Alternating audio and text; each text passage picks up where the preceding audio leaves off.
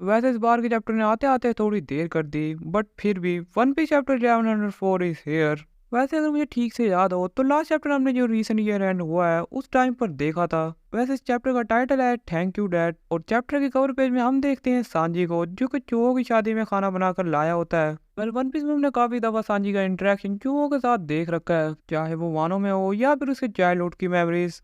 Anyway पिछले chapter में हमने देखा था कि कुमा सैटर्न पर पंच लैंड कर ही रहा होता है, बट गलत टाइम पर वो चैप्टर ही एंड हो गया था। ये चैप्टर भी वहीं से ही स्टार्ट है और कुमा सैटर्न पर पंच मार रहा होता है और उसके माइंड में अपनी लाइफ की वो मेमोरीज फ्लैश हो रही हैं जिनका कनेक्शन डायरेक्टली या इनडायरेक्टली सैटर्न के साथ है। वो मेमोरी जब उसने अपने पेरेंट्स को खोया था और वो टाइम भी जब उसने जिनी को खोया था। एनीवे दूसरी तरफ सैटर्न इस बात पर शौक है कि कुमा अब तक जिंदा कैसे है, क्योंकि उसके हिसाब से जब रेवोल्यूशनरी आर्मी ने उसको रेस्क्यू किया था तो उसने उसका सेल्फ डिस्ट्रक्ट बटन ऑन कर दिया था। और इस टाइम पर वो इस सब का क्वेश्चन वेगापंक से कर रहा है कि इस सब का क्या मतलब है।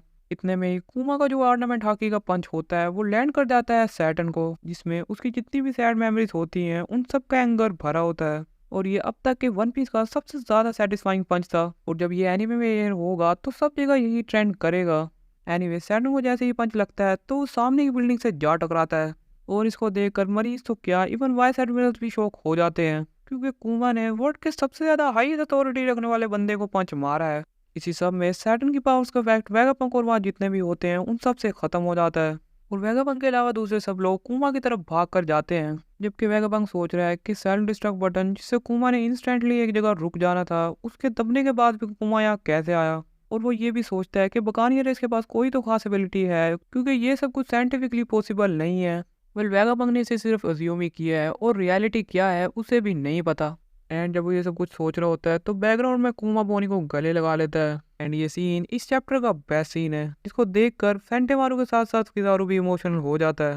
वेल किजारू यहाँ इमोशनल क्यों हुआ इसका रीजन यही है कि कुमा पर एक्सपेरिमेंट्स के दौरान वेगापंक के साथ साथ उसकी हार्ट में भी कुमा के लिए अफेक्शन आ गई थी। Moving to the chapter Luffy भी अपनी जगह से इस टाइम पर गायब हो जाता है। इसको देखकर मरीन शौक हो रहे हैं कि लूफी कहाँ गया, क्योंकि पिछले चैप्टर में ही हमने उसे खाना खाते देखा था और इस टाइम पर वो यहाँ नहीं है। भाई लूफी यहाँ से कहाँ गया इसका मुझे अभी तक कोई आइडिया नहीं है।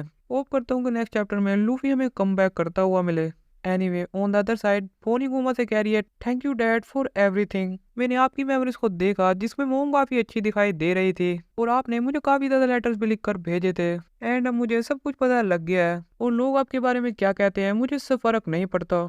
मेरे लिए आप इस वर्ल्ड के सबसे कूलेस्ट पर्सन हो। इन द बैकग्राउंड सैटर्न भी उस ढेर से निकल कर वापस आ जाता है और वो यहाँ काफी ज्यादा इंजर्ड हुआ होता है। एंड वो इस सब का क्वेश्चन वेगापंक से कर रहा होता है कि ये सब कुछ तुम्हारा किया हुआ है। वेगापंक इस पर बोलता है कि मैं इस सब के बारे में कुछ नहीं जानता, ये सब कुछ साइंटिफिकली पॉसिबल नहीं है, मैं तो इसको प्यार के अलावा और कुछ नहीं कहूंगा। और दूसरी तरफ सैटर्न एंगर में आ गया है और उसका हैंड जैसे ही हील होता है वो कुमा पर अटैक कर देता है, बट सांजी सही टाइम पर आकर उसे काउंटर कर देता है। और फ्रैंकी भी यहाँ चुप नहीं बैठता बल्कि वो अपनी रेडिकल बीम को सैटर्न पर मारता है जो कि सैटर्न को बीच से ही चीर कर निकल जाती है। बट फिर भी सैटर्न यहाँ ऐसे ही खड़ा होता है कि जैसे उसे कुछ ना हुआ हो। वेल इतना सब कुछ होने के बाद किजारू भी यहाँ चुप नहीं बैठता और वो अपनी लेजर बीम को फ्रैंकी पर दे मारता है जिससे फ्रैंकी काफी दूर जाके गिरता है। इसके बाद हमें पता लगता है कि कुम अपनी जगह से हिल नहीं पा रहा, जिस पर एटलस उसे उठाकर लैबो फेज में ले जाने लगती है। वेल कुमा की कंडीशन को देखकर ऐसा लग रहा है कि कुमा के ऊपर सेल्फ डिस्ट्रक्ट मोड का इफेक्ट होना स्टार्ट हो गया है। वेल तुम्हें क्या लगता है कि इतना सब कुछ होने के बाद वेगापंक कुमा को ठीक कर पाएगा?